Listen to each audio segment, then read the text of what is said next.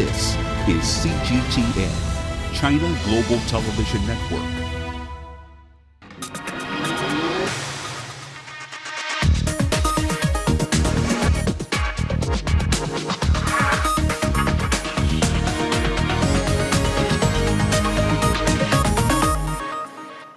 From CGTN headquarters in Beijing, this is The Hub with Wang Guan. Hello and welcome to the program. I'm Wang Guan in Beijing. As the world emerges from the pandemic, many cities are exploring new opportunities to revitalize their economies and strengthen their connections with global partners.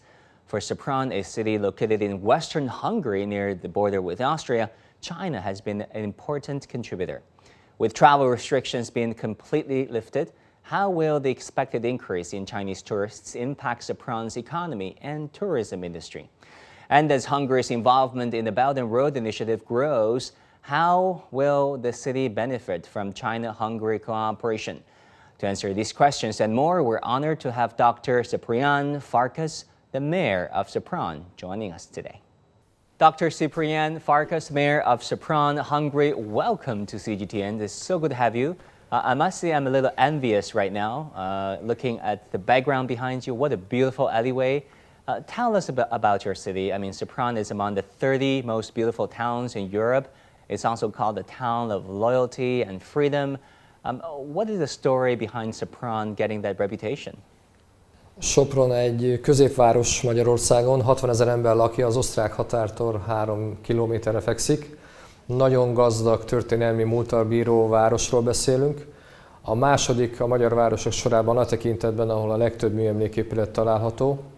A leghűségesebb város címet pedig aként nyertük el, hogy az első világháborút lezáró békeszerződések után ez a város Ausztriához tartozott volna a nagyhatalmi törekvések szerint.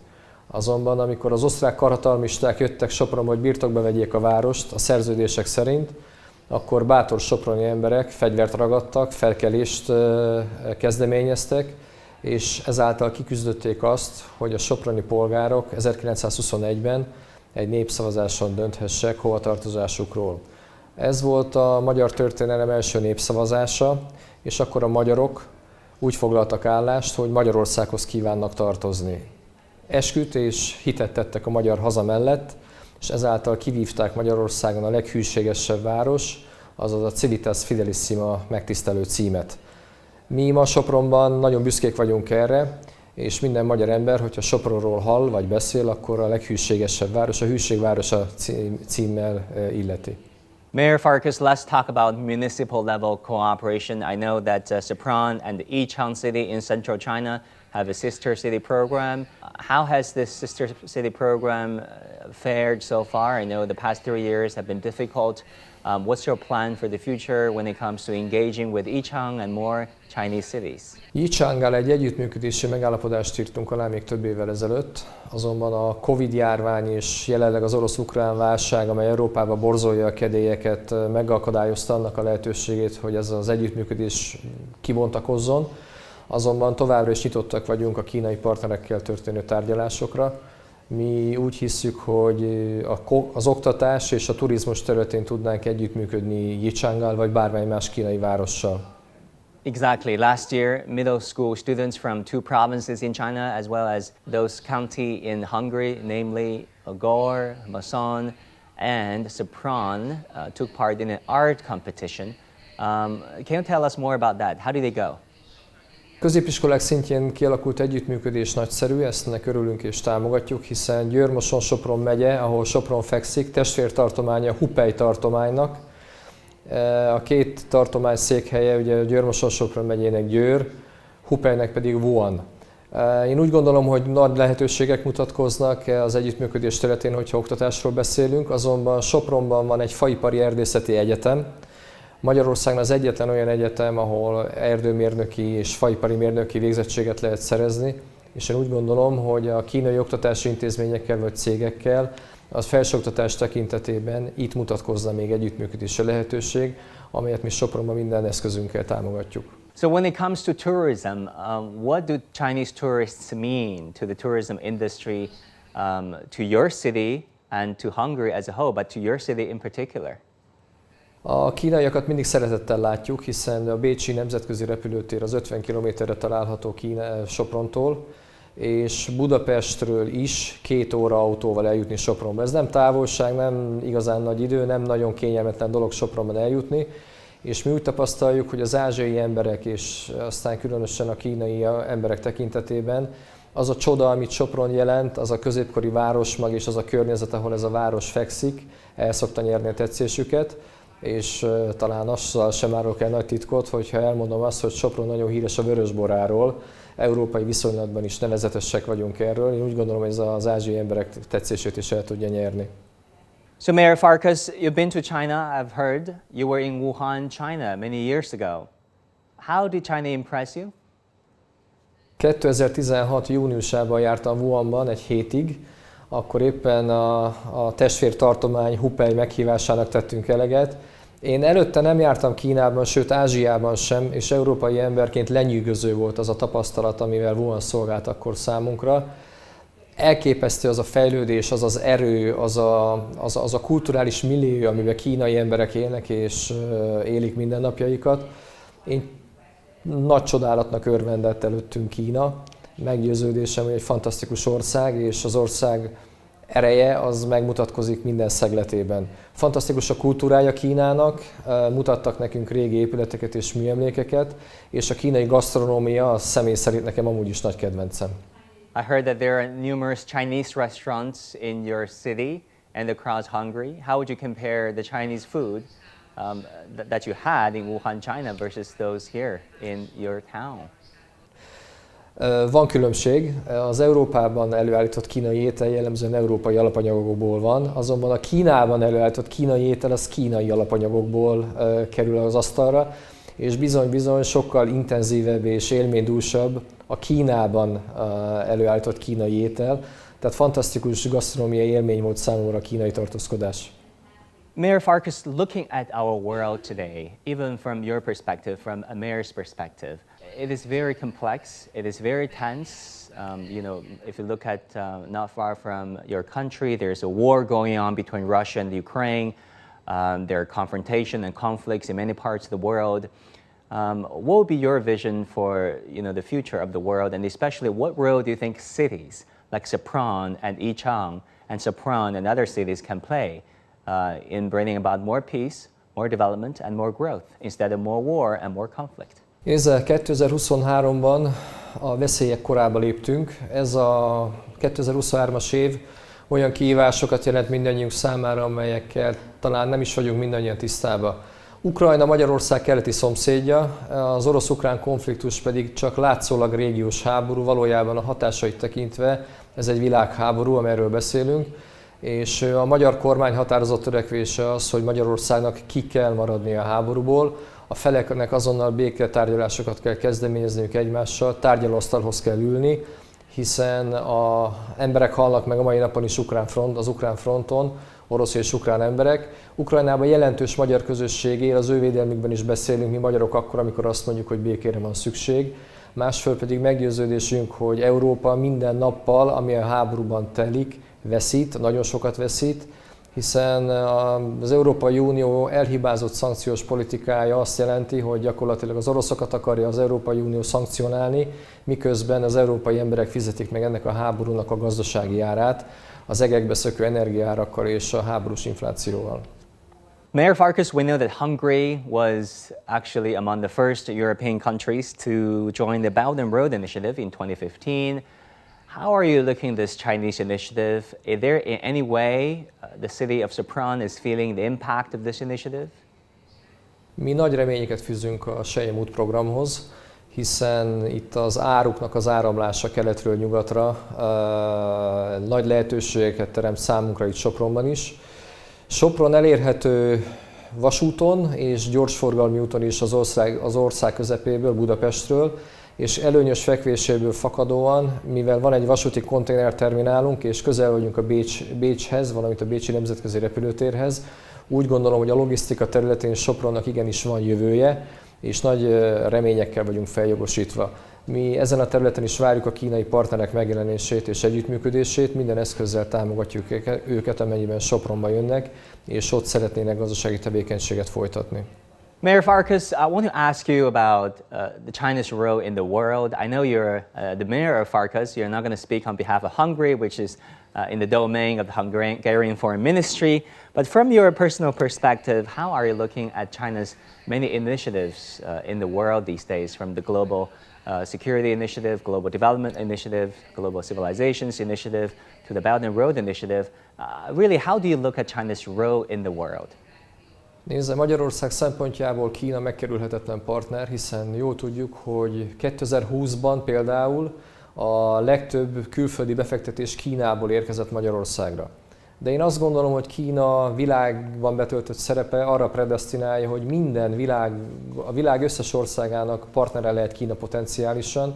Kínával jó együttműködni, Kínával kifizetődő együttműködni, hiszen olyan jelentős gyártási kapacitás halmozódott fel Kínában, amelyet Kína birtokol, hogy gyakorlatilag megkerülhetetlenné tette a Kínával való partneri kapcsolatok kialakítását bárki számára.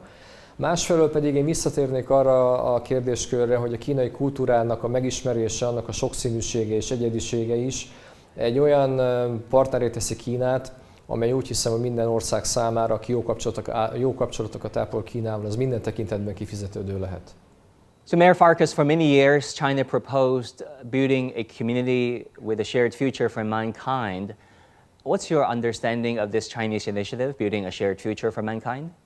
Nagyszerű kezdeményezés. Én azt gondolom, hogy minden ország számára ez egy megkerülhetetlen tényező és figyelmet érdemel a világban. Én úgy hiszem, hogy a haladó és fejlődő országok, akik felelősséget éreznek a társadalomaik tekintetében, hogy egy fenntartható jövőt hagyjanak számukra örökül, azoknak csatlakozniuk kell mindenhez.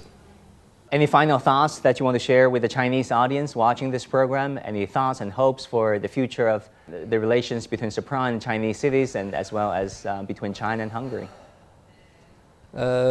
Mi magyarok különösen kedveljük a kínaiakat, a kínai gasztronómiát, és a kínai kultúra számunkra misztikusnak tűnik. Azt szeretnénk, hogyha a kínai emberek is minél nagyobb számban tudnák megismerni a magyar kultúrát és a magyar gasztronómiát, amely itt Európában azért meglehetősen ismert, és várjuk sok szeretettel a kínai turistákat Sopronban, diákokat, és mindenkit, aki Kínából jön felénk gazdasági befektetések tekintetében, az oktatás területén vagy a turizmus vonatkozásában. Mindenkit szeretettel várunk Kínából. You know, Mr. Mayor, you'll be more than welcome to come back to China. Megtisztelő, köszönöm szépen. I think it would be fair to say that many Chinese would be already tempted by the background behind you, the alleyway that is quintessential Hungarian, I would assume. Thank you so much, Mayor Farkas, for joining us in this program, and thank you for your time. Én köszönöm a lehetőséget. As we move into the second half of our program, we'll be shifting our focus to the United States and China. Joining us is Joy Chen, former deputy mayor of Los Angeles and the first Asian woman and the youngest to hold that position. Stay tuned for our conversation. We'll be coming back after a short break. Images may appear to be identical, but looks can be deceiving. The difference is not always obvious. It has to be discovered. There are always different sides to a story. We put the focus on the details. To see more, to understand better. CGTN. See the difference.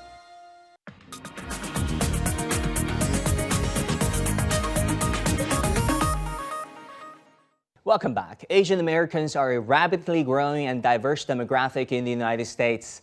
They have made significant contributions to American society, yet often faced numerous challenges and barriers.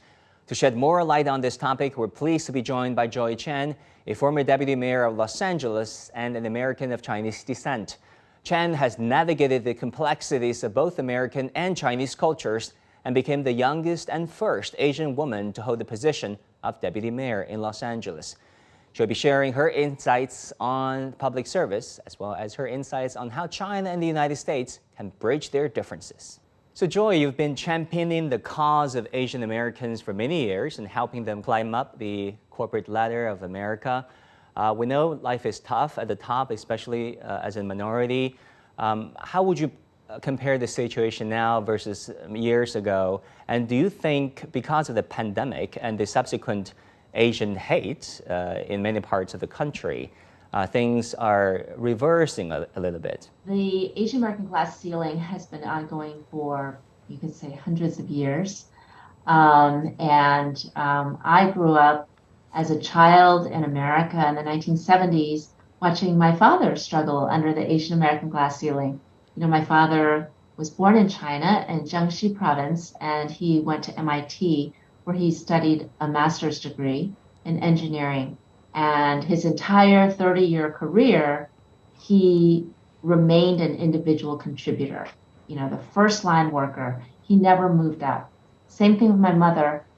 She's from China, and she went to Cornell University, another top university in China, and she also never moved up. So to me, the glass ceiling was something that I watched in my growing up years, and that really shaped me. It made me feel like I want to do something. I want to really figure out how American society actually works so that I could break through.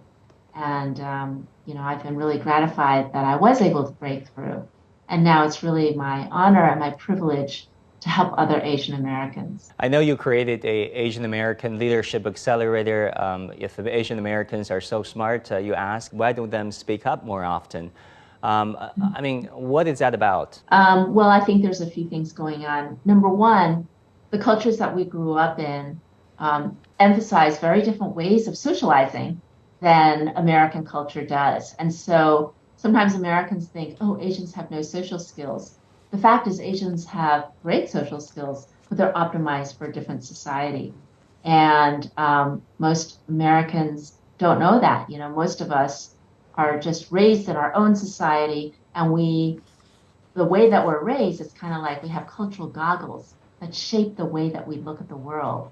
And misunderstandings happen when we expect other people to behave as if they're wearing our cultural goggles. So that's why Americans often say, oh, Asians are so passive, Asians have no social skills, but in fact, it's just that Asians are, you know, culturally different. And so I think that, you know, so the work that I've been doing is helping Asians understand the unwritten rules of the game in American business and society so that we can adapt ourselves and move up. I mean, I used to talk to Secretary Elaine Chao, and when she first came to America, she had a hard time adapting. You know, she found out that America was a way more confrontational society than she thought it would be. She had a hard time adapting, but eventually she did. I mean, you rose to the position of deputy mayor of Los Angeles, the youngest and also the first Asian American female to hold that position. How did you pull it off? As a child, as I said, you know, I watched my parents under the glass ceiling, and I resolved to really figure out how to connect with the people around me. My parents we didn't have much money, but my parents really saved and sacrificed to buy a house in a good school district, which meant that my brother and I were like the oddball, strange Chinese kids in a school that was almost all white. So I think that when I was a kid, I just really started studying closely the kids around me and trying so hard to connect with them. I had many, many awkward and humiliating encounters with them. Montgomery County is a predominantly white community, right? I lived in the Washington area for 8 years. Yeah, that's right. At that time, this was in the 1970s. You know, Asian Americans now are 6% of the U.S. population, but in the 1970s, we're only 1% of the population. So we were very different, and most Americans were not used to dealing with us. But I think that in some ways, you know, it's kind of like the idiom "塞翁失马" idiom about old man Sai who lost his horse. How do you know it's not a blessing? I dealt with so much hardship and so much racism. When I was a child, other kids would say, go back to China, or make fun of the Chinese food that I brought for lunch. But actually, it turned out that I think that in many ways it was a blessing because it really spurred me to start observing very closely how American society actually works so that I could get up there and make a difference. After I was deputy mayor, I spent 7 years as a CEO headhunter. So I was finding CEOs and board members for Fortune 500 companies. And then I got to, see power from a totally different perspective.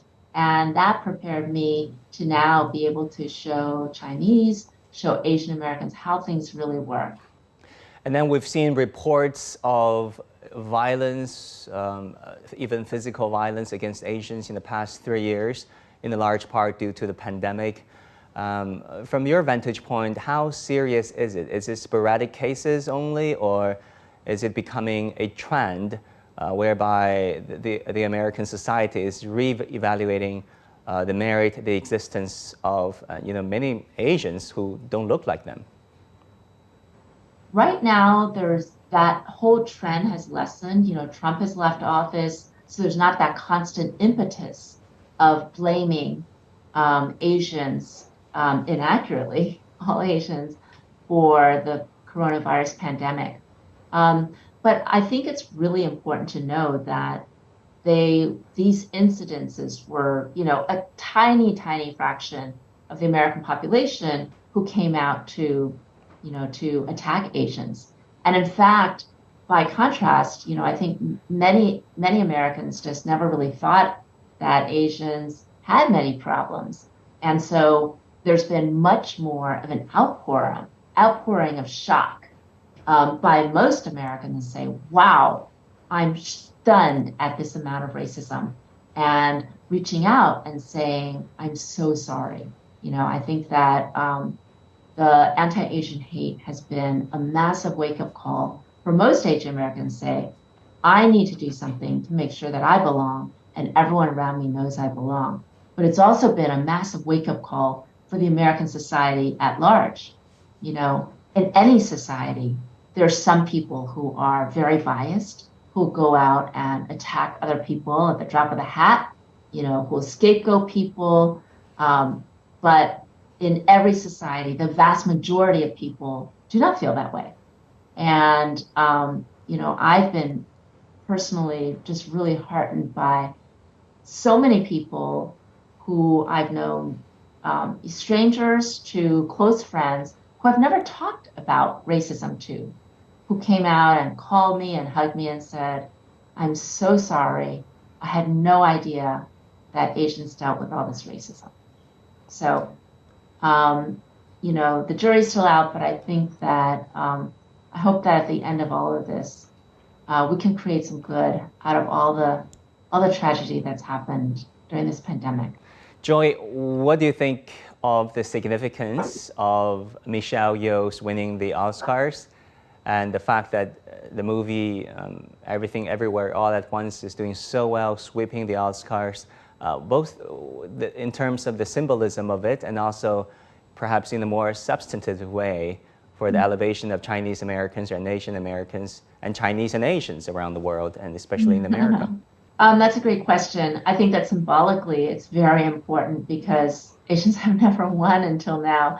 Michelle Yeoh is actually only the second woman of color to win this honor.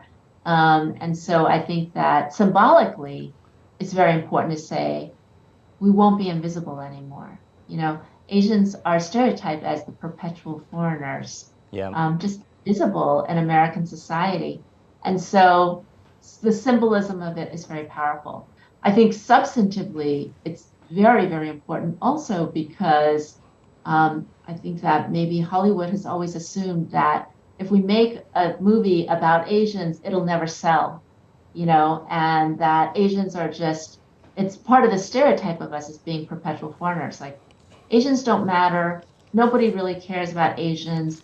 It's too big of a financial risk to invest in movies about Asians. And what this shows is that Asian-themed movies can be very commercially successful. So I think the substance of this is also very important. How do you feel about the current tensions across the Pacific Ocean between China and the United States? Watching it from the outside, do you feel somehow in some way, as a Chinese American, you're caught in between? What are your hopes for this relationship going forward? Well, I'm very concerned about these tensions. I feel that they're worse now than I've ever seen them in my life. And as someone who has a huge love for China, and as someone who's grown up in the United States, and someone who speaks Chinese, I feel that I'm very worried about the future of this relationship. I feel like it would be so much better for peace and stability in our world and prosperity in our world for these two great powers to be able to get along well. Do you think we can recreate that win-win model and then create a future where we're all in this together, a collective future? I do hope that, as I said, cooler minds will prevail, and that we find areas where we can all be working together, whether it's climate change, whether it's creating mutual prosperity, and that we can build on those and work towards a better world together.